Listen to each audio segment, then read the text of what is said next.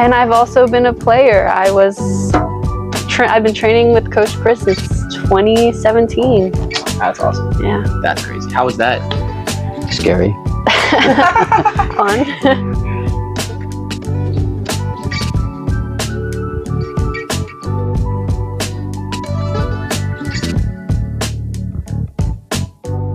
Everyone, welcome back to Training Ground, episode 2. We're here. Everybody give a round of applause. We've made it. This is our second episode. Thought it was 3. Episode 0, 1, and this is episode 2. Got it. Yeah. Forgive me. We're doing it differently, you know. Okay. Today we have a very special guest, Vanessa. Yay! Woo! Give us a little intro. My name is Vanessa. I don't know. I work at 1A Soccer. I'm the office manager and I also coach. Yeah. Yay. Woo. And you've also been... And I've also been a player. I've been training with Coach Chris since 2017. That's awesome. Yeah. That's crazy. How was that? Scary. Fun. It's been fun. I love training. So.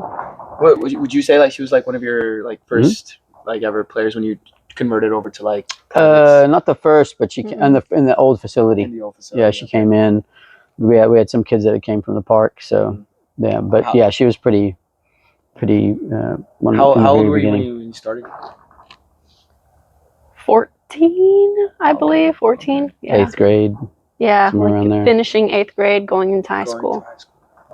How'd you find out about Boss or 1A Soccer? I had a friend who knew Chris and was like, we used to train at this other place together, and then that closed down. We hadn't had anything like it in a while, and she was like, hey, this place is kind of similar, kind of not. You should come try it out. And it was after I came back from a vacation to California. I was gone for a month, and I came back. And I got a reality check with Coach Chris in my first session. Yeah. That's crazy. I do remember that. Yeah. What was Somebody died. First impression of him? I thought he was hardcore. I was like, whoa, this guy's serious. Yeah. I just remember that. That's great. And then all the kids that were in the class, because I did a class, all of them were serious too. And I was like, wow, this is like what I want to be in. This is the environment I like. And how was she? If I'm thinking back, quiet, but worked hard. Okay. Yeah. Okay. Didn't have much to say, but just like got after it. Yeah. Wanted to learn. Wanted to get better. Yeah. And was it your first time ever doing like training outside? No. No. Okay. No. Okay. I had been doing that for a long time. Long Yeah. time. But what made you stick to like this a lot more? What did you feel that was like, whoa, I like this now? I mean, I really liked the group that it was with at that time, because there was a lot of older girls who were like committed and being serious. One of them being a girl who recently was convocated. Where was she convocated? Lucy? Say it again. Lucy. Oh yeah, Lucy signed with Mazatlan out of college. Yeah. Oh, wow. So she's playing pro in Mexico, and then she just got a call up to the Ecuadorian national team. Oh, So yeah, it was you were like talking girls about like that were Yeah. hardcore, wow. committed, and I was like, I really want to be like them, and I want to train like them, and I feel like I could find that here. So it was the environment. Yeah. And then Boss, did you mostly train like their group? Yeah. Okay. Yeah, she was with me privately. I did a lot of it back then because of we only had 1 or 2 trainers on staff, so I was doing a lot of the work. Yeah. Any fun memories you have from like your training days? Anything that I got comes into one. mind? Go ahead. When her mother made her come and clean the place. yeah, Wait, really?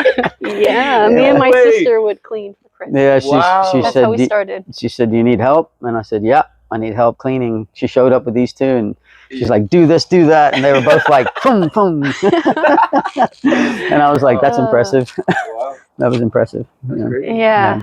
Any you in particular, like him coaching you or something from like when you guys were training all together? Well, the day I remember the most was like the first day I started training, and we did this one drill, and I thought I was gonna throw up. I was like, oh my God, like I am dying.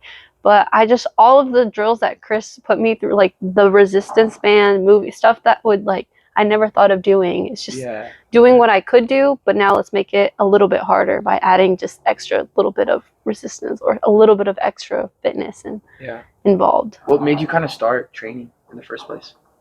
Start training like generally I'm thinking you were playing club.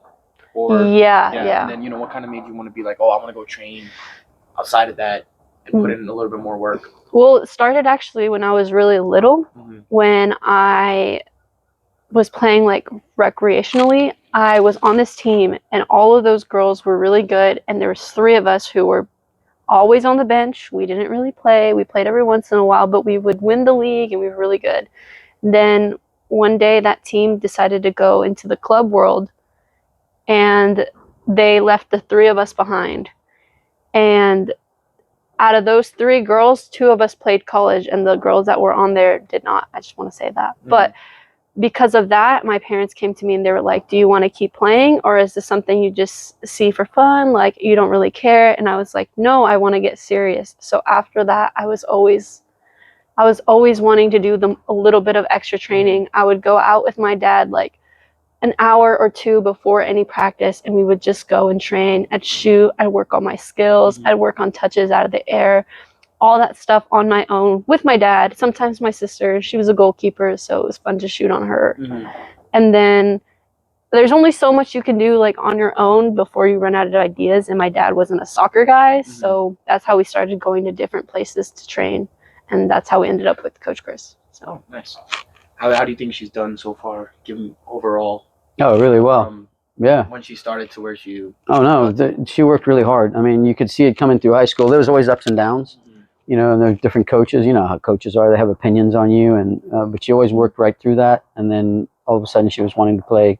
I think it was a little touch and go on the college thing, if I remember correctly. And then we looked at some different colleges, and then she found one that she liked and went for it. Nice. But yeah, she was always committed. There was never an issue of toe in, toe out, you know, testing the waters. It was always just go for it. And she had a lot of skill already. So she came in, she could juggle already. What's like a thing you like about Coach Chris as a coach? Like one little thing about his personality or his coaching style or philosophy? I like that you're always just encouraging people to do better, whether it's like it's a nice encouragement. Like as a trainer, I see you sometimes certain people you can encourage, especially the younger kids, and then on those older kids who really need to like that extra push, you know, what the right time is to push, what the right time is to like teach and be slow. And I really like that. Like you can find the balance and you can read your players really well. Thank you. Yeah. I like it, boss, when you like giving those little instructions. The way you give the instructions is how I like it. Yeah, that was, you know what I mean? That came over like 30 years of coaching. Yeah. Because like sometimes you can show a kid what to do, but it's how you instruct a kid is like the hard part. It's the details. Exactly. Oh, A lot of coaches just skip over the details. Yeah. So don't skip over the details. And I think the details matter a lot. Yeah. And like I'm learning that now. Like before a little bit when I started as a coach, I was more like, okay, I show the things so the kids should kind of understand it, right? But no, you have to like really, really open up that Pandora box and really explain what's going on and why it's this way and stuff. Well, it's learning from different trainers and coaches and going through it yourself, and then being under trainers when I was younger. And I had some pretty detailed coaches. An English guy in Dallas he really encouraged me to, you know, train off walls and focus on, you know, better touches. And then there was an Austrian that Hubert Vogelsinger, the guys that came through the 80s, 90s would know him. He ran these academies, and he was incredibly detailed. So we would do those little 1-week camps and clinics. So you always learned from them what the details were. Right. You know, and soccer was still growing back then, so they really coached. Yeah. Now I think it depends on the trainer, but it's a little bit less. It's more general. Yeah. If like a young Vanessa could see you now coaching, what would she say? I think she'd be shocked. Like he said, I was really quiet when I was younger, and I never imagined myself in a position where I'd be like telling other people what to do like that. I was always like in the background. Really? A little bit more of a follower than a leader. Oh, really? Yeah. I can see now. See, I'm just learning this right now. I thought you were always like, you would be like, you know, loudest or like at least very in, you know. But no. You're like the shy girl in the Yeah. Really? Wow. Yes. Wow. Yeah, it wasn't until like once I was like late high school, like going into college, that I started really like going after it and being like, oh, you guys need to step it up. We need to do this. We need, as in the class.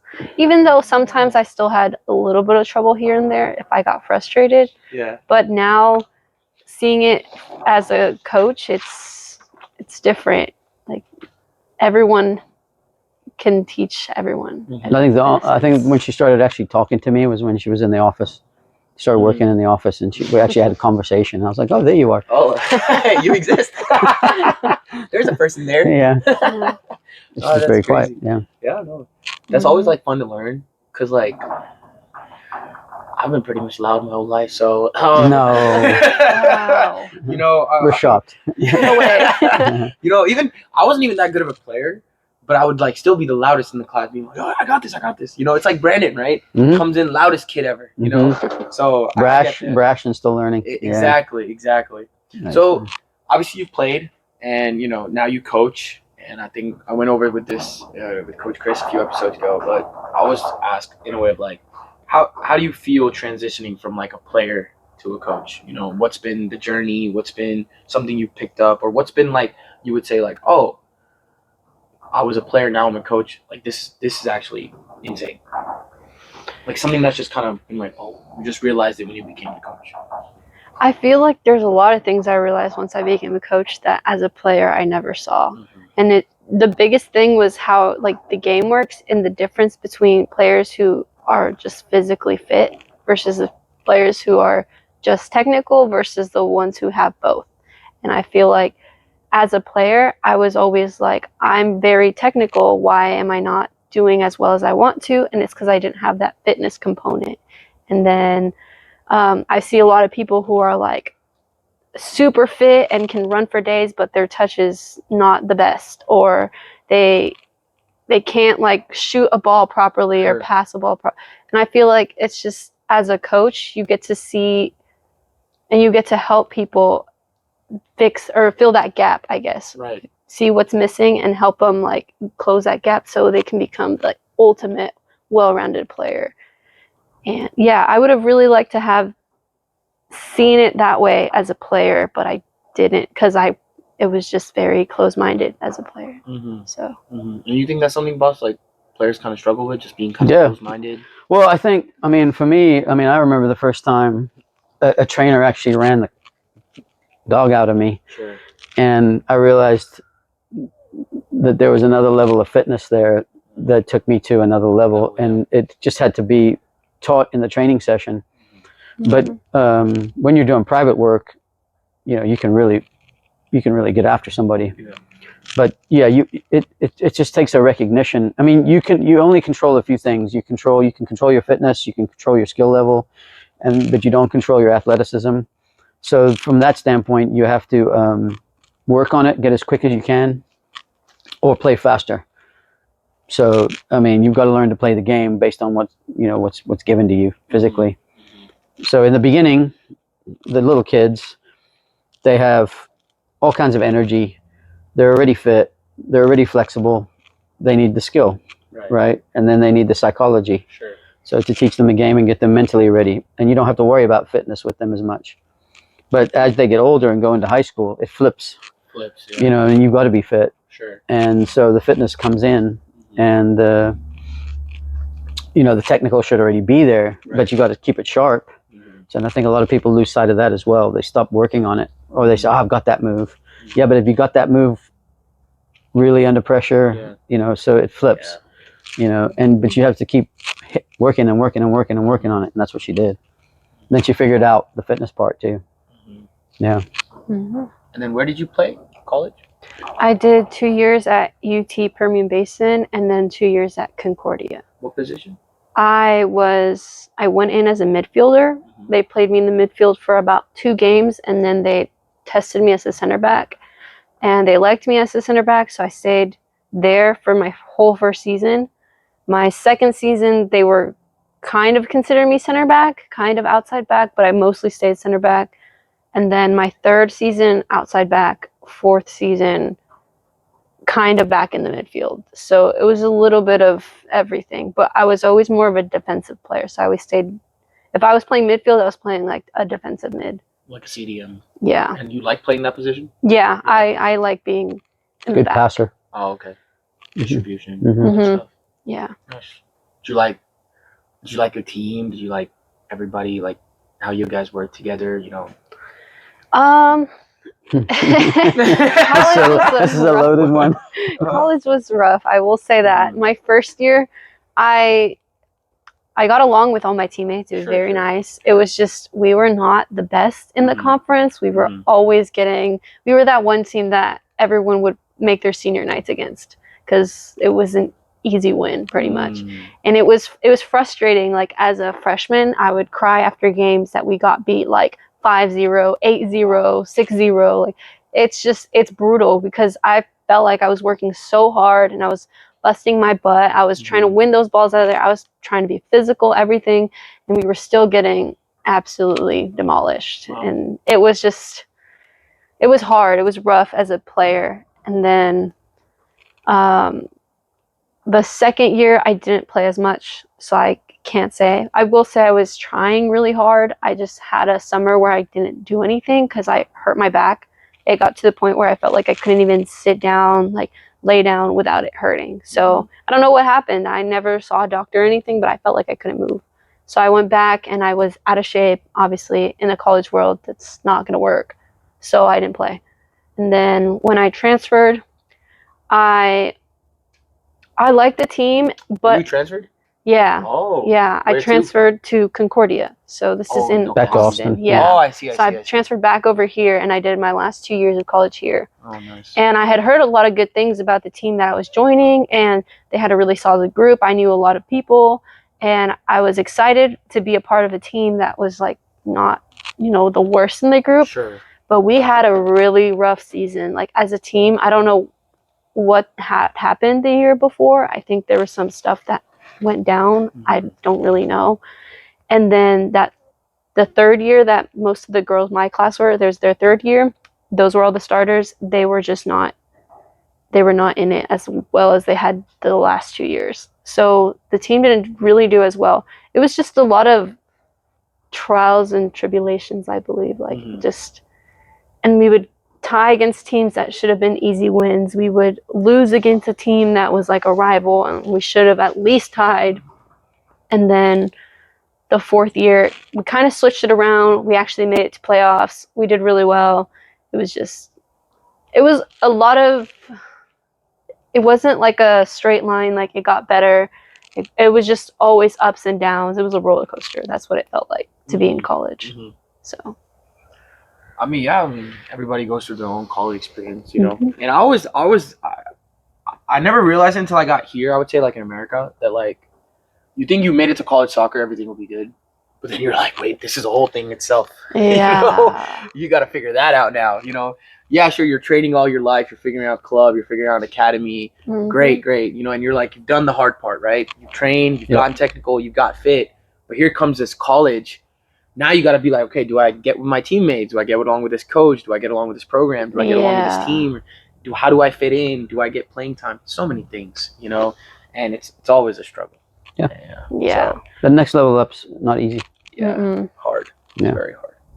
That's why we're having the pathway program. Make life easier for everybody. Yeah. I want to ask you guys, what do you think is the major difference between like talented players and hardworking players? Like, and you guys. You want to take it? Whichever one wants to answer first. I was gonna say you can answer first. Okay. There's a lot of players that have talent. It's whether you're willing to put the work in. Because you hear this saying, and I've heard it through other sports too. So I was listening to one of the guys at the UT football podcasting, and he said there's a player called a gamer. They show up at game day, but they don't train hard. So you're not quite sure if you can trust them, right? Because they're not going to put the work in training. Sure. But they're going to show up on Saturday and play. Sure. So they always get called out eventually. They always wash out or get called out. So if there's any advice, is you got to be both. You got to work and you got to have talent. If you don't have all the talent, you better be a worker. You know what I mean? You better work. So one way or another, that grit and determination and that work ethic, you got to figure it out. To me, And if you're super talented, look at the winger for Barca. I mean, if you look at his schedule when he was 16, 15, 14, that's an insane work ethic. You can see why he's there. Sure. Yeah.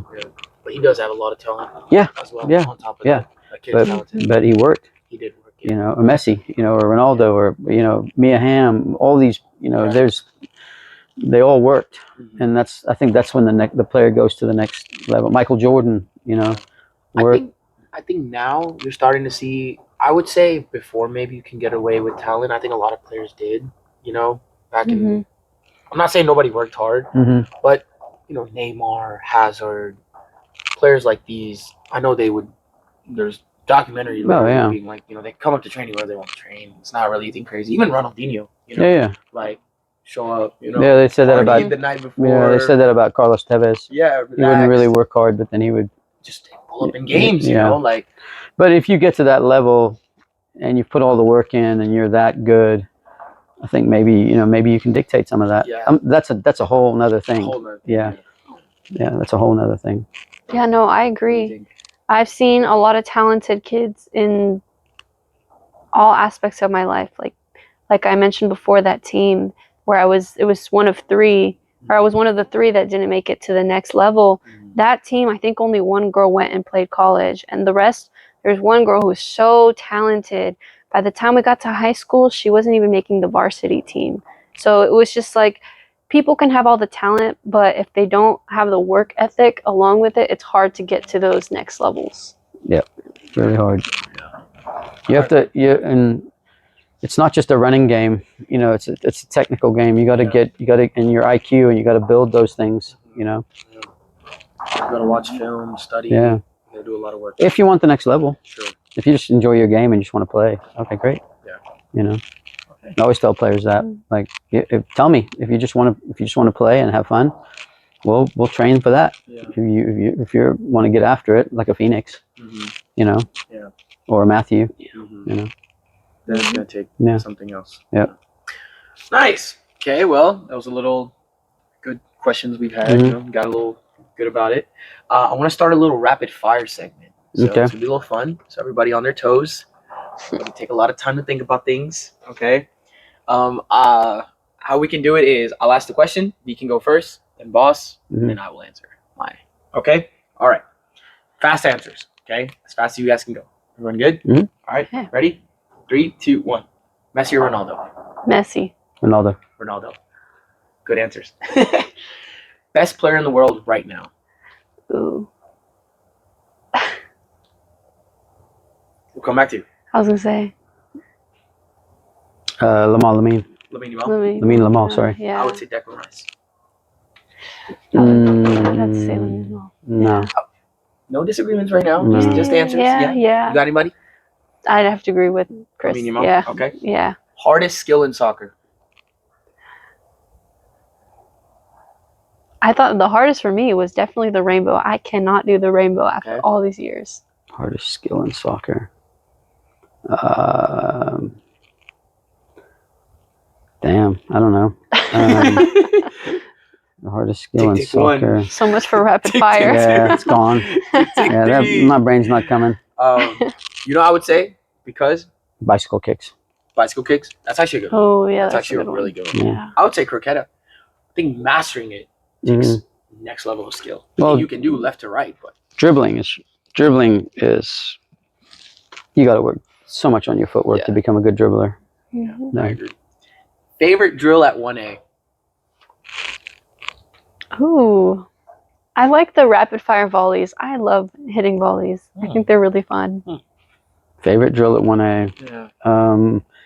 I like the one with the 3. It's a diamond, and they have to play through it. And it's really fast paced. The one we did with the boating the other day. Yeah. I like that it's one. It's one of my favorites. Yeah. I like the calf killer. Oh, calf killers. That is the best drill. I swear to God, it may feel so much pain. Yeah. But I love that pain. Yeah. You're sweating. Your face is sweating down. You just pull, pop.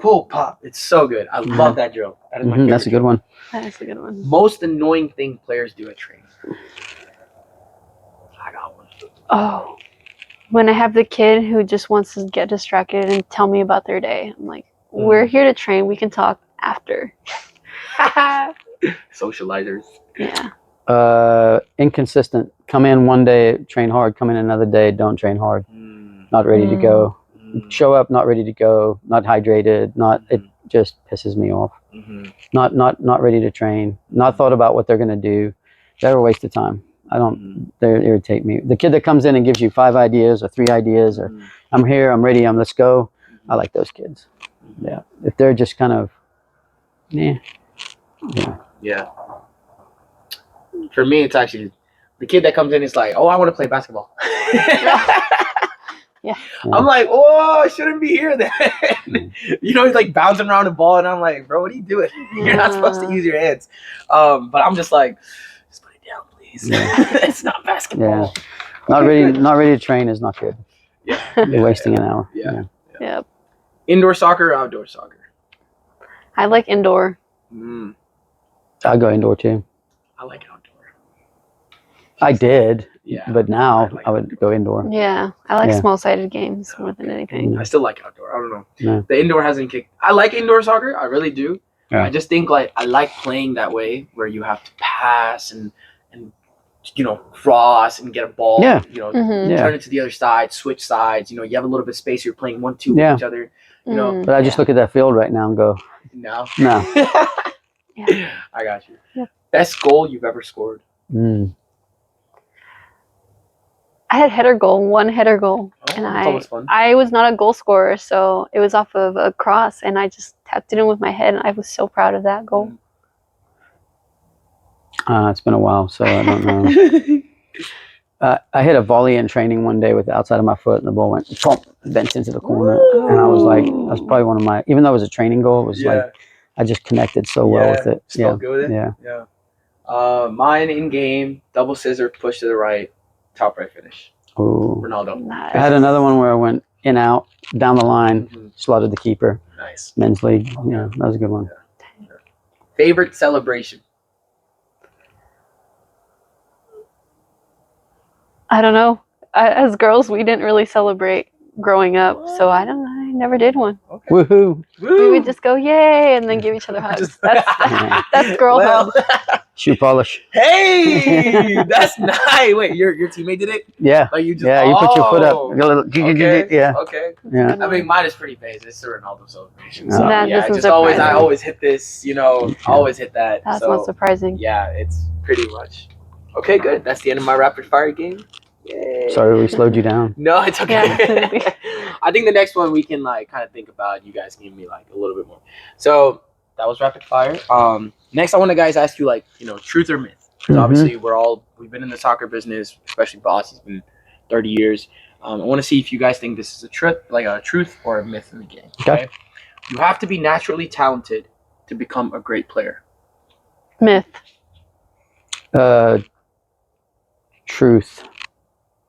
True. Now you can explain. I want to hear why.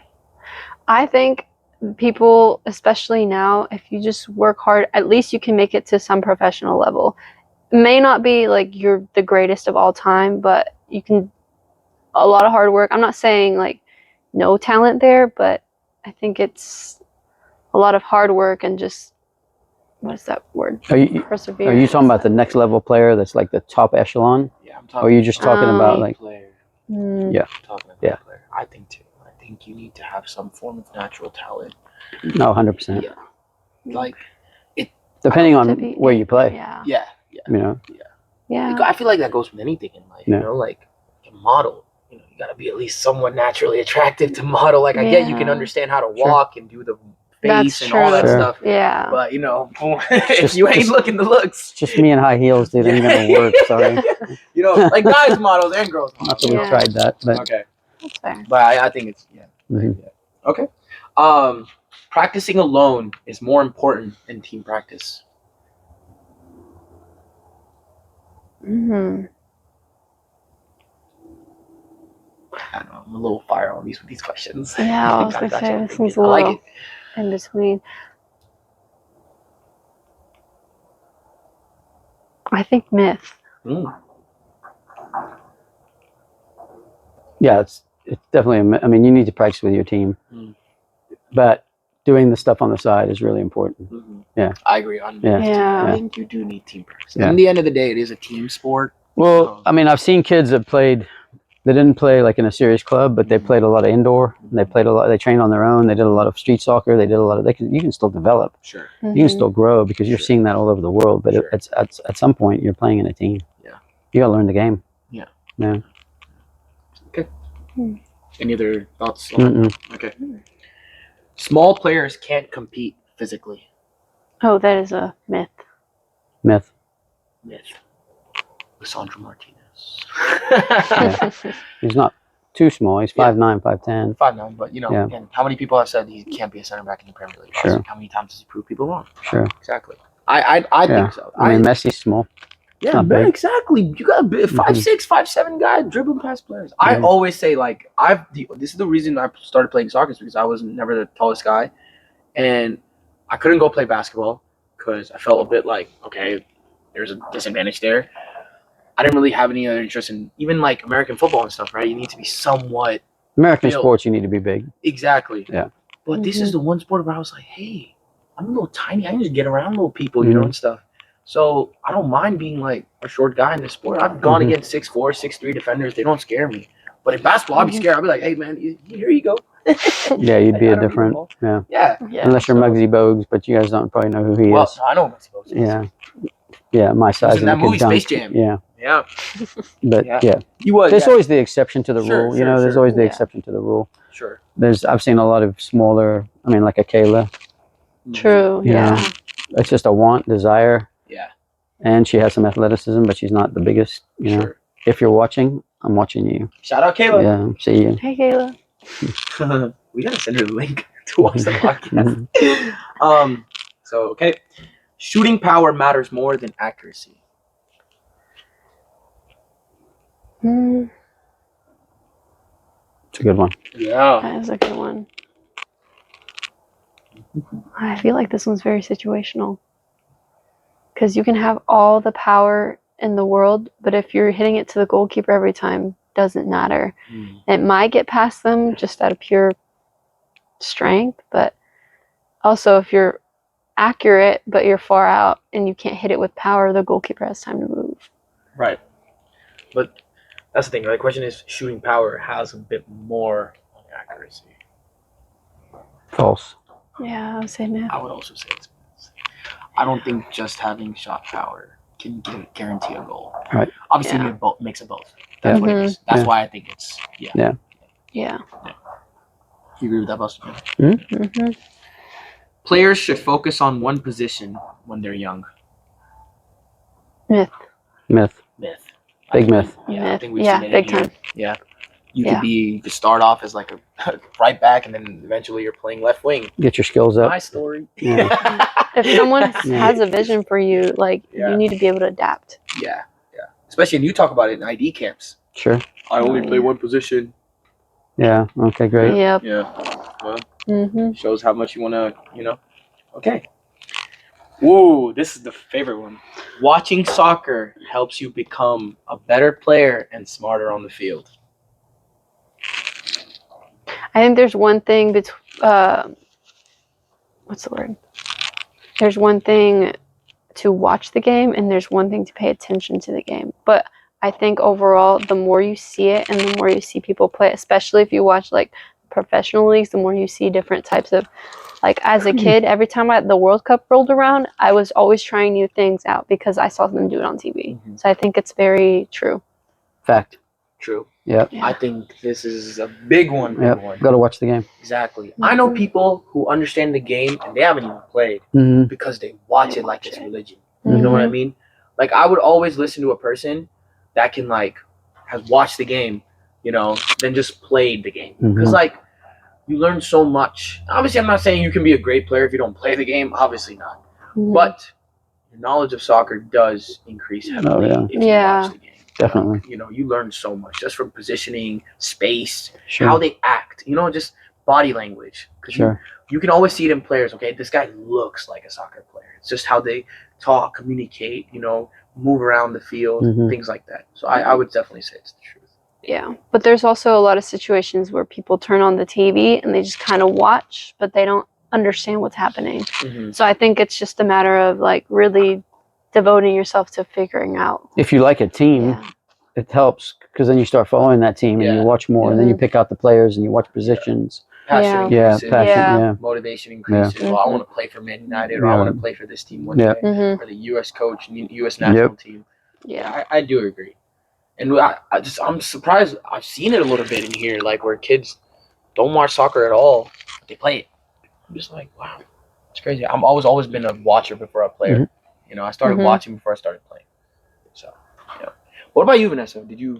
I wasn't the biggest playing? watcher, actually. Yeah, I just started playing because, I mean, here it was just try sports out. As you're little, parents think about, like, just keep them busy, put them into something, and eventually either the passion grows or no.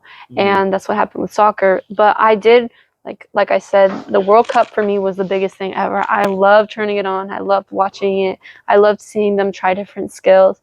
And I always, as a female, it was hard for me to, like, understand how come they play so differently than the females. And then I started watching the girls and I saw how it just, I did watch, but I should have watched more, I think, growing up. Plus you had the Mexican influence. I mean, you always had like America on or whichever. Yeah. Because, you know, her mom. Chivas. Yeah. Or, so her uncle. Yeah. Yep. Yeah. They always had about that game in Brazil? Mm-mm. 23 red cards? What? Aren't you about that? The whole team got sent off. Big fight. Really? I'll show you guys later. Yeah, it was crazy. Oh my God. It's crazy. You know, you all said like Americans. I started thinking about the fights that happen in the leagues down there. But yeah, no, that was my little truth or myth section. So, okay. Yeah. Glad we got through that. Okay. Yeah. You made it. Yeah. Just You made it. Yeah. You made it. Yeah. No, it's just it gets you thinking like, because when you're in the soccer business, a lot of people think they don't know much of and people can be misled by information sometimes and kind of believe like, oh, you don't need to do all this stuff. Like, how many people have come in here and been like, oh, juggling's not important, things like that, and I'm just God. what? Yeah. What do you mean juggling is not important? Like, that makes no sense. Okay. So that's what I'm saying. Like, just for our viewers to be like, hey, if you ever have any doubts, we got y'all. Yep. A little bit of story time. Okay. I wanted to ask, was there a time you guys wanted to quit playing soccer or even just coaching? College. After that second year when I didn't play, and I was very narrow-minded as a player, I was like, I think I should just quit. I should become a NARP, what they called it, non-athletic regular person. Wow, that's in college. Yeah, it's like a big thing, and I was like, maybe I should be a NARP. First time I've heard that. Yeah, and bunch of NARPs out there. NARPs. Yeah, that was the little term that we used. Yeah. But I mean, I didn't play for a whole semester. When I quit the team, I was between, should I try to transfer? Should I just keep doing school how I am and working? And I worked at a movie theater. No, that was not for me. I'm glad I picked up a team again, and then I started picking up the soccer ball, and I came back in here for training, and I'm glad I finished out college. I'm glad I did. But yeah, I was very close to just calling it. I mean, I had already quit technically, but I went back. So. Awesome. Yeah. 17, 18, hurt my knee a little bit. Yeah, thought about chucking it. Confidence was low. Wasn't really interested in training anymore. Kind of went through a little phase. Yeah, I think everybody does. Yeah. And then I sort of had to get back into it. Took a break. I think maybe I was a little older, but anyway, yeah. Yeah, Did you absolutely. get back into it after that, or just no? Yeah. Oh, a little bit, yeah. Yeah, got back in. But that always happens. Yeah. My thing was COVID. Just COVID got me so messed in the head with soccer. I was like, I'm good. I was being so affected by like not playing that I just at the end just decided, okay, never mind. I'm just not gonna play. So, took a year. That was a tough period. You lose a lot though. That's what I just never realized. You leave soccer or something like this for a year, you come back and you're like, dude, did I even ever play? You know what I mean? You lose your little. Yeah. You don't lose your touch. You don't lose your touches, but they're not sharp. They're not just the way they used to be. Even that just little bit of just under the brain just. Yeah, everybody goes through that. Yeah. Everybody wants to, and then, but it sticks with you because it's in the blood. Yeah. and obviously, answers would differ because you've been here the longest. But what's like, who's the most talented player that's come through 1A for you, and then for Boss, obviously? If you had to give one. I have to think about that one a little bit. I really liked Mary. I thought Mary was very talented, and her feet were so fast. Yep, Mary was good. Mary was a really good player. Knucklehead. You're a knucklehead. Mm. Yeah. There was a kid in the beginning in the other facility, Hatham. He was Moroccan descent, but he grew up here. Insane talent. Hard worker. A little impatient, though. But, yeah, really good. Yeah, I think he could have been a pro if he'd been a little more patient with himself. And then, Lucy obviously was really, you could see it. I mean, she was just so explosive. Mm-hmm. And then any others I've coached that are, and also what's his name? Went down to Mexico and played in academy for Victor. Yeah. Mm-hmm. He's good. Mm-hmm. Like the little time we trained with him and stuff. Mm-hmm. Yeah, he's good. I mean, for me, I haven't been here the longest. But you know what? I don't even train him. It's Cole. Forte, yeah. I mean, that kid for his age, he be twitching and his shooting, and then he was also the thing is he works too. Oh, yeah. That's the big thing, loves right? The game, he loves it. Yeah. Because like when when I saw Tristan first play, mm-hmm. I was like, okay, this kid is crazy, you know. But then like the work ethic needs to obviously he's improving that about himself. But Cole's like when I saw Cole first do it too, I'm like, okay, this kid's working and he's like that good. Like I hate labeling the little ones because you just never know what's going to happen. Sure. But that's what I'm saying, right? Like we've seen it in professionals too. Like you see so much talent, like, but then obviously later decides if you're actually gonna make it somewhere. Right now, I do think he has a lot of talent. I think talent-wise too is also there's a couple of college players. Trying to think who. Anyway, there's been a few college players come through here that are that were really good. Gavicevic, Olivia, she broke every scoring record at the Louisiana school, and then went on to Tech. Didn't play a lot at Tech, but that was circumstances. Then there's what's her name? She's at Colorado College. Finley. Yeah, very talented. Finley's really talented.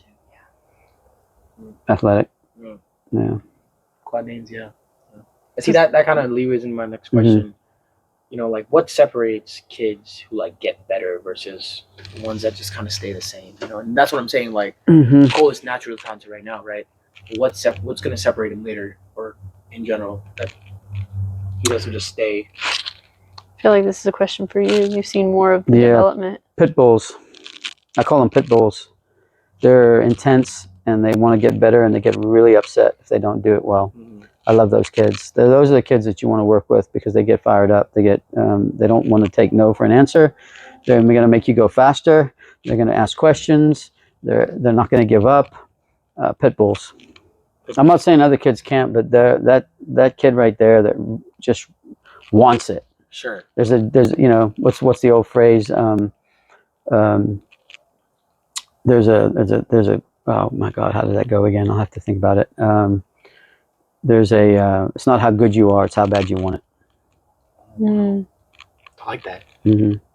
It's how driven you are. Yeah. I'm gonna put in the thing. Yeah. It's not how bad. It's not how good you are. It's how bad you want it. The kid that wants it badly, easy to work with. Yeah. You know what's funny? We were talking about this earlier, but the name of the episode is called Prodige, or The Prodige, because you're in it. So Boss is telling me she had a lot of drive. He's gonna like. She wanted to get better. Yeah.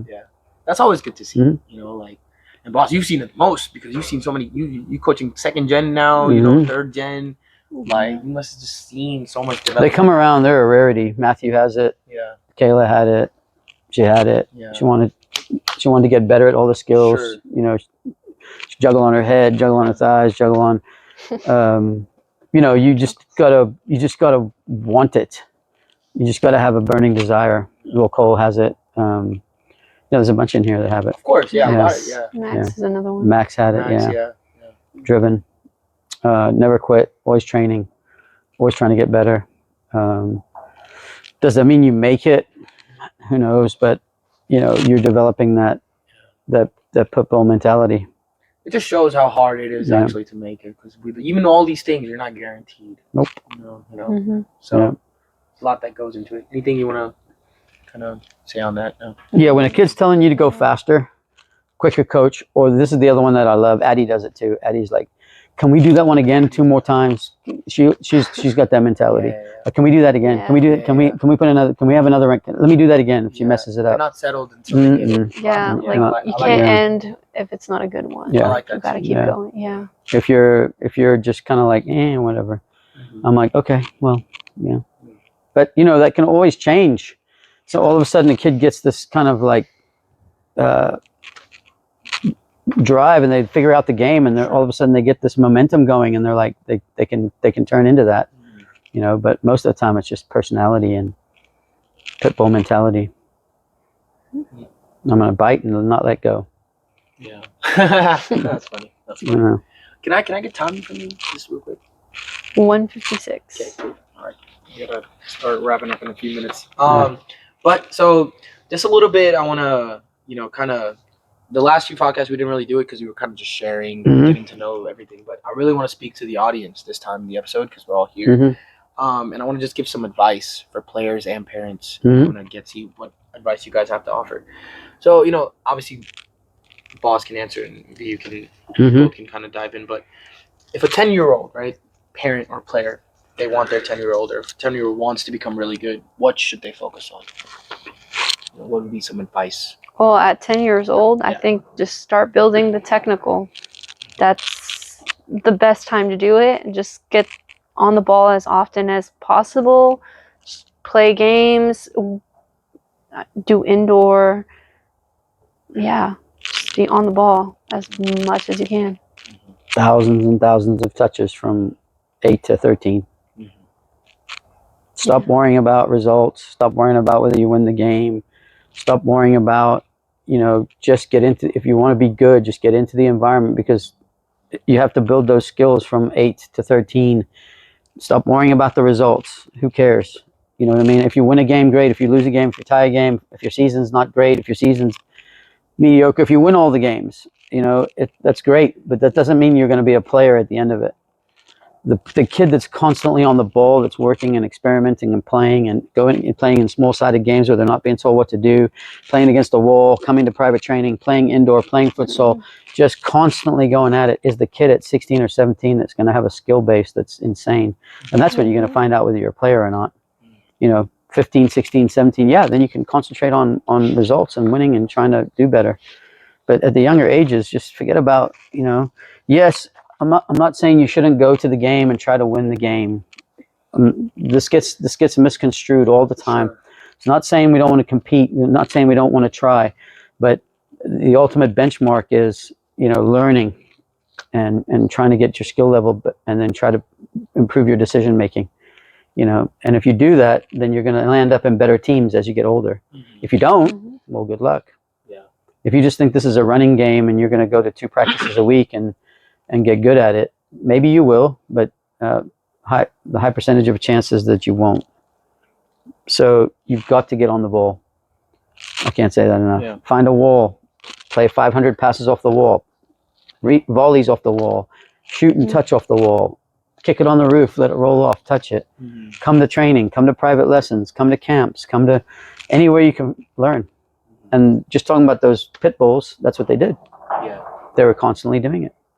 You know, I remember teaching kids to juggle, Kayla being one of them. She couldn't juggle when she came in to start doing private lessons because she didn't want to be a goalkeeper anymore.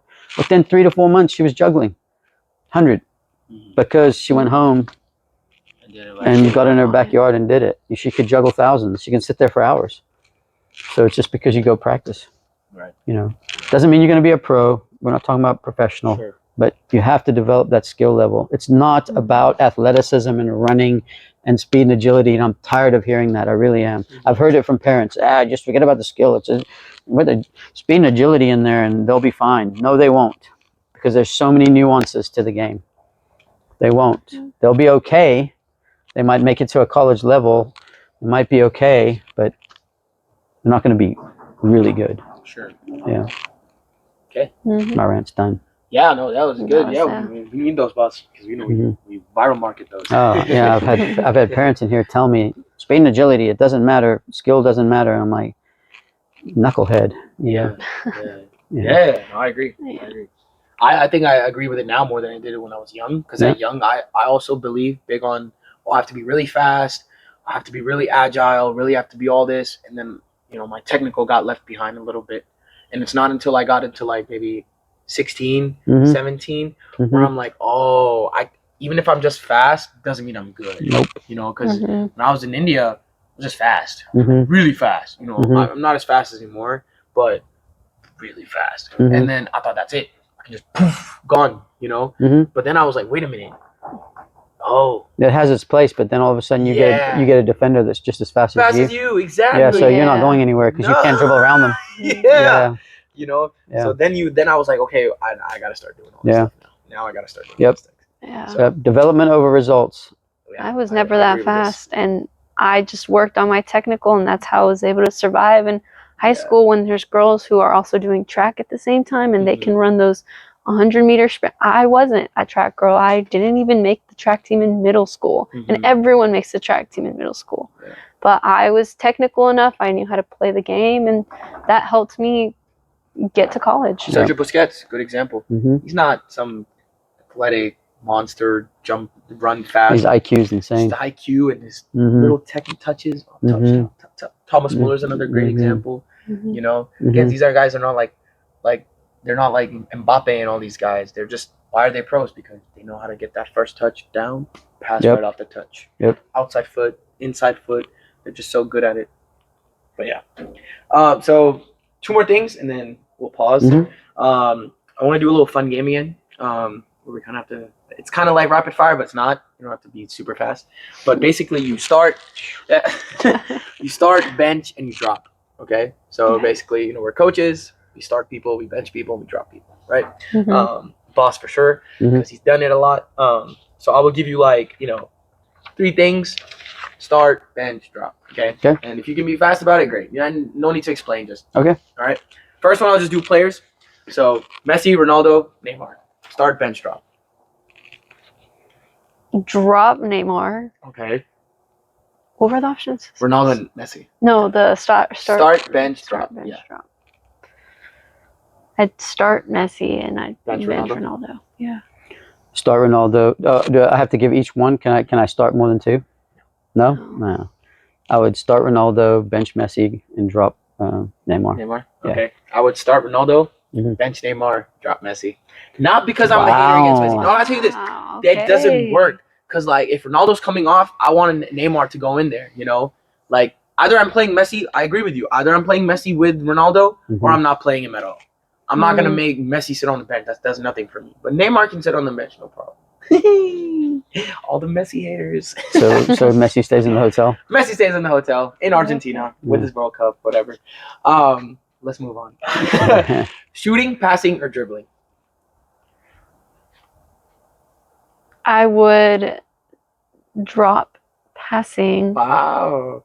I would bench shooting, and I would start dribbling. Okay. Interesting. That is interesting. Yeah, I would start dribbling, bench passing, and drop shooting.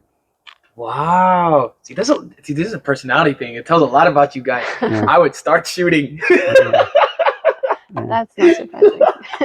I would actually, before when I was younger, I would have done bench dribbling. But actually now I've gotten a little bit older. I do like passing a lot. So I would bench passing. I would drop dribbling. I don't think everybody, I like the aspect of dribbling, but I think if you can just do a little bit of 1-2s and 3-4s and get a shot off, golden.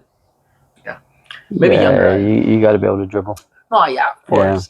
Yeah. I love shooting. So much fun. Yeah. When you hear that ball go boom, the ankles lock, lace connection, everybody goes, whoa. I just like that. So yeah. And when they run through somebody, bum, bum, bum, bum, bum, everybody goes, oh. That's also fun. Yeah. Or you thread a really good pass and it's like, oh. Yeah, I like the passing. When you just give a through ball and just gets in that person's right in front of them and they finish, amazing. Okay. Indoor, street soccer, or open grass, 11v11. Start, bench, drop. So I'd start street soccer. I'd bench grass fields, and I'd drop indoor. Really? Yeah, which it's contradictory to what I said earlier, Yeah. but I feel like playing on a grass field it's just better than turf. I am also not a fan of turf because that's how I tore my ACL. So Good one. Yeah. I'm going to start grass, bench, street soccer, and drop indoor. I would go the same. Yeah. I don't think. Yeah, indoor is indoor, but yeah, the grass field is different. And street soccer is so necessary. I just love playing casual, like fun environment. Yeah. Okay. Speed, skill, soccer IQ. Ooh, good one. Ooh. We'll test the brains. I'd start soccer IQ, I'd bench skill, and I'd drop speed. Okay. It's a hard one. Yeah, it is. It's a hard Yeah, one. it's a hard one. I'm also thinking about it too, and I'm already framed these questions. Speed, skill, and IQ. You drop IQ? I don't know yet. Oh, I'm okay. still thinking Just about saying it. which are Yeah.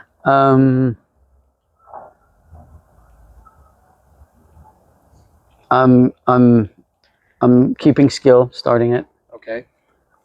and I'm keeping IQ on the bench, and I'm dropping speed. Okay. Man, I don't know. I have like contradictions. Maybe before. I mean, speed kills, but Yeah. But man, if you don't have those other two, Exactly. Yeah. I think I would go with boss. Just now, I would go with boss. Maybe before, again, when I was younger, I would have started speed for sure. I'm like, if I'm fast, I don't care. But now I think I would start skill, bench IQ, and then depending on that's a tough one. Yeah, it is a tough one. It is because you kind of need all three. Yeah. Or you need to be really, really quick. Yeah. Your feet need to be really quick, but then your brain has to be very quick too. If you're a little slower, you got to play faster. Check your shoulders. You got to play faster. Yeah. You gotta know what's coming. Yeah. I agree. Nutmeg, long shot, assist. Ole, ole, ole, ole. I know where this one's going. Ole, ole. Do you? Yeah. Oh, I don't even know where it's going. Nutmeg's getting dropped. He is your coach. Probably. I would probably drop nutmeg. Nutmeg, yeah. And then I think I was very much an assister, so I would start assisting because I think it's underrated, and then long shot. Yeah, I think I know where the boss is going. You think? Where am I going? Nutmeg first.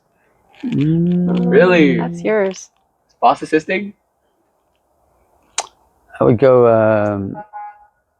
Yeah, we got to put nutmeg in there. Yeah, come on.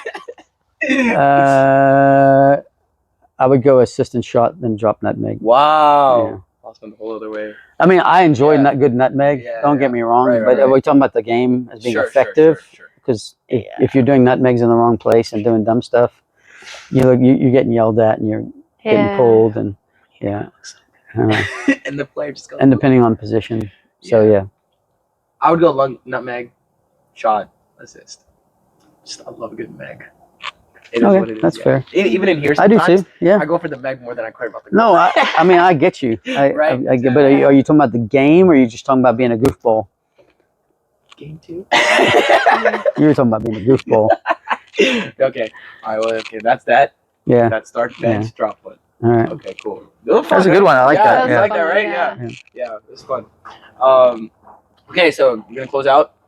Just real quick. I have a little bit of just closing out questions. Just two things. Where do you want to see 1A soccer in 5 years?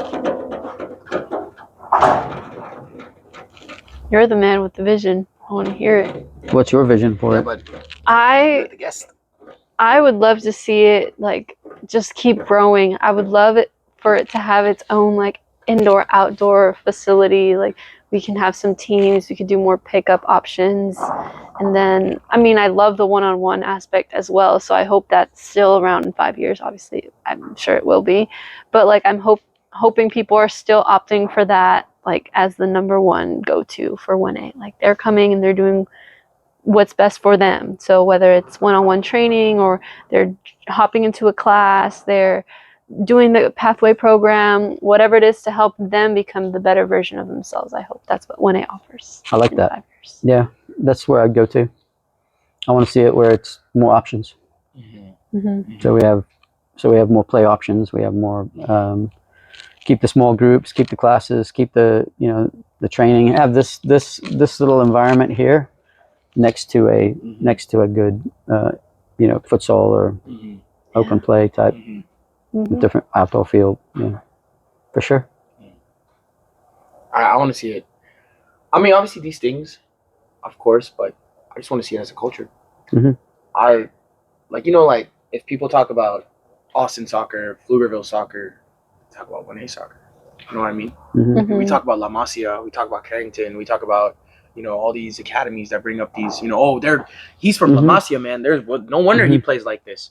Okay, same thing for 1A soccer. At clubs, at Lone Star, wherever, Dallas, Houston, they're like, oh, where's this kid from? Oh, you train at 1A soccer? That makes sense. Culture. Absolutely. Yeah. Good stuff. Good stuff. So, and then yes, little fun question just to end it off with. If you had to train one professional player for a week, who would you train?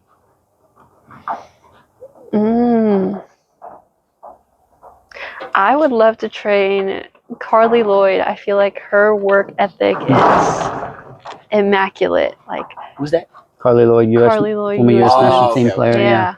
Carly Lloyd was really good. Okay. She was known to be like a workhorse. I would love to train her and see like what type of levels we can push to. Paul Scholes. Hey, boss going back. He would train me though. Yeah. I can see you coaching Paul Scholes, boss. Yeah. We'll distribute right there. Yeah. That's it. Paul Scholes. Yeah. One of my favorite players was Nedved. Pavel Nedved. I'd coach him. Yeah. For me, I don't know. Midfielders. It's Ronaldo. It's not. Why would I coach Ronaldo? Because Ronaldo's already done. Because you have a little crush on him. No. Okay. I mean, would I like to just be in his presence for a week? Sure, no problem. You're talking about an up and coming player. Yeah, I mean, you can say Paul Scholes too. I mean, okay. I'm just saying more like someone you would actually like. Okay, if I was brought out to coach this guy, I would say, who it is? Cheeto Obi Martin plays for Man United. You know what I'm talking about? We bought him for Arsenal. He's a striker. He played a little bit when Amarim was there, and then they kind of sat him down now to trying to get his development up. Okay, I know what you're talking about. Yeah, exactly. Kid, that kid. Yeah. I would train him, just because what I would. I think players at that stage, and I'm not saying I'm some guy who come in and coaches these guys. No, they're like 20 times better than me. But sometimes you bring somebody in. You just need to bring somebody in who's a little bit like take the steam off, take the heat off, enjoy this game a little bit more. I think gets lost in that little period. Like Kobe Minu was so stressed.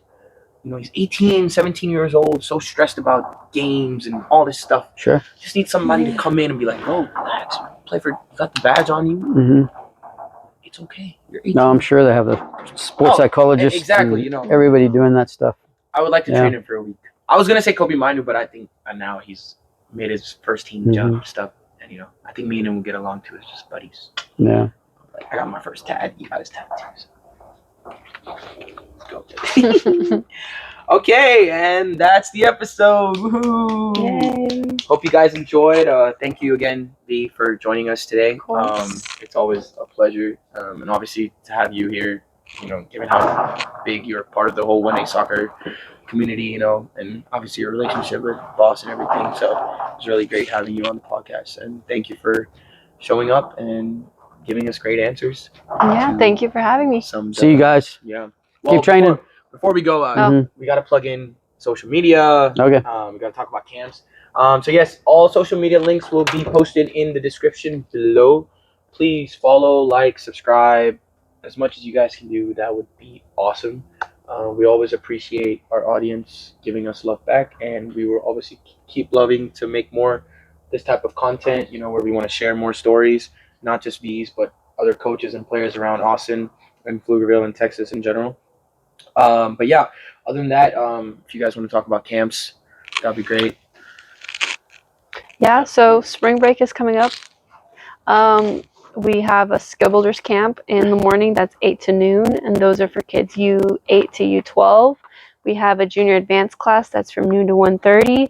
That's for kids U10 to U13, and then we have the senior advanced class, which is from 1:30 to 3, and those are for U14 and older. College kids as well, anyone trying to play pro, the higher level, that's the class for you. And those are also the ones we offer in the summer. We have a lot of options. In the summer, we'll always have those skill builders camps again, 8 to noon. The junior class will be noon to 1:30, and then the senior class we're extending to 2 hours for the summer, and it'll be from 1:30 to 3:30. You got it. There we go. And then all camps, links, description will also be in the description below.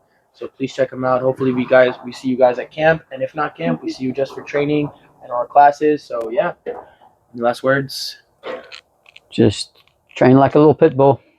Mm-hmm. Pitbull. That's the word of the day. To be honest, I like that Yep. word. Pitbull. But yeah, thank you guys so much. Have a wonderful day. Bye bye. Bye.